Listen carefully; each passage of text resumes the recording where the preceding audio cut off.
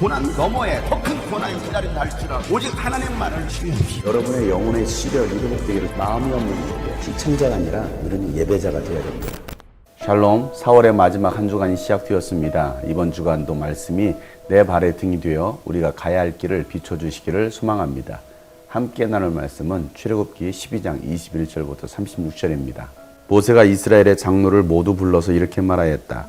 여러분은 여러분의 가족들과 함께 먹을 양이나 염소를 준비하여 유월절 제물로 잡으십시오. 우슬초 묶음을 구하에다가 그릇에 받아 놓은 피에 적셔서 그 피를 상인방과 좌우 문설주에 뿌리십시오. 여러분은 아침까지 아무도 자기 집 문 밖으로 나가서는 안 됩니다. 주님께서 이집트 사람들을 치려고 지나가시다가 상인방과 좌우 문설주에 바른 피를 보시고 그 문 앞을 그냥 지나가실 것이며 파괴자가 여러분의 집을 치러 들어가지 못하게 하실 것입니다. 여러분은 이 일을 여러분과 여러분의 자손이 지킬 규례로 삼아 영원히 지키게 하십시오. 여러분은 주님께서 여러분에게 주시겠다고 약속하신 땅에 들어가거든 이 예식을 지키십시오. 여러분의 아들, 딸이 여러분에게 이 예식이 무엇을 뜻합니까? 하고 물을 것입니다. 그러면 여러분은 그들에게 이것은 주님께 드리는 유월절 제사다. 주님께서 이집트 사람을 치실 때에 이집트에 있던 이스라엘 자손의 집만은 그냥 지나가셔서 우리의 집들을 구하여 주셨다 하고 이르십시오. 백성은 이 말을 듣고서 엎드려 주님께 경배드렸다.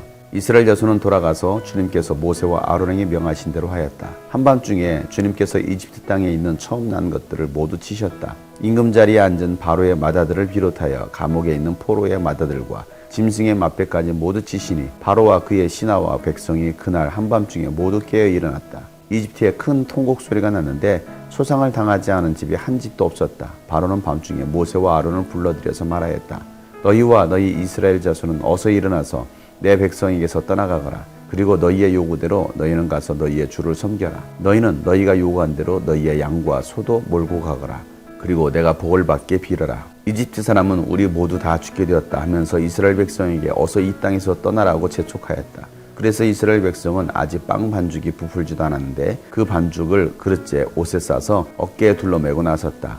이스라엘 자손은 모세의 말대로 이집트 사람에게 은부치와 금부치와 의복을 요구하였고 주님께서는 이스라엘 백성이 이집트 사람에게 환심을 사도록 하셨으므로 이집트 사람들은 이스라엘 자손의 요구대로 다 내어주었다. 이렇게 하여서 그들은 이집트 사람들에게서 물건을 빼앗아 가지고 떠나갔다. 아멘. 하나님은 모세에게 이집트를 탈출할 유월절을 준비하라고 말씀하십니다. 그래서 모세는 이스라엘의 장로들을 불러서 유월절에 먹을 양이나 염소를 준비해서 유월절 제물로 잡으라고 지시합니다. 그리고 우슬초 묶음으로 피를 문설주와 인방에 바르고 아침까지 아무도 자기 집 문 밖으로 나가지 말라고 명령합니다. 이 말을 무시하고 나갔다가는 하나님께서 이집트 사람들을 치실 때 죽을 수 있기 때문입니다.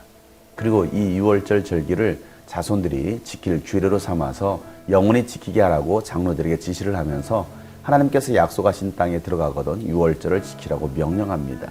훗날 아들, 딸, 다음 세대들이 이 예식이 무엇을 뜻합니까? 라고 물으면 주님께 드리는 유월절 제사라고 말을 하고 하나님께서 이집트 사람을 치실 때에 이집트에 있던 이스라엘 자손의 집만 그냥 지나가시고 우리 집들을 구하여 주셨다라고 말하는 것입니다. 모세의 말을 들은 백성들은 엎드려서 주님께 경배를 드립니다.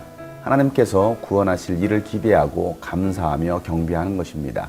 하나님은 약속을 지키시는 분이시고 하나님의 백성들을 구원하시는 구원의 주이십니다. 이스라엘 자손들은 돌아가서 주님께서 모세와 아론에게 명하신 대로 합니다.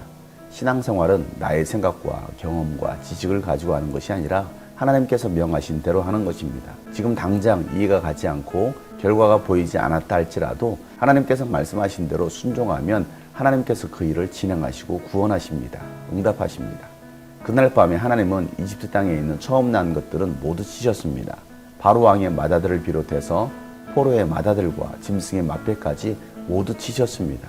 그래서 이집트에는 통곡 소리가 났습니다. 초상당하지 않은 집이 한 집도 없었습니다. 하나님을 거역하는 자들의 최후가 어떻게 되는지를 보여주시는 하나님의 마지막 재앙이었습니다. 장자를 죽이는 10번째 재앙은 이집트인들이 섬겼던 갓난아이를 보호하는 메스케네트 신과 생식력의 신인 민, 풍요의 신 이시스, 생명수호 신인 셀케트, 뱀의 여신이자 바로 왕의 수호신인 레넨우테트를 심판하시고 이집트의 최대 신인 태양의 제사장이었던 바로를 심판하시는 재앙이었습니다. 이집트의 모든 신이 하나님께서 내리신 재앙을 피하게 할 수 없었습니다.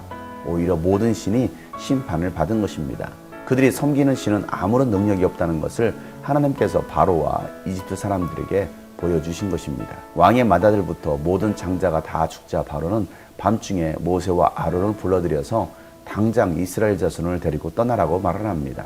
그리고 양과 소도 몰고 가서 너희의 주를 섬겨라. 대신 내가 복을 받게 빌어라 라고 말을 합니다. 바로에게 복을 주시는 신은 이집트의 신이 아니라 이스라엘의 신 야훼가 복을 준다는 것을 바로가 인정한 것입니다.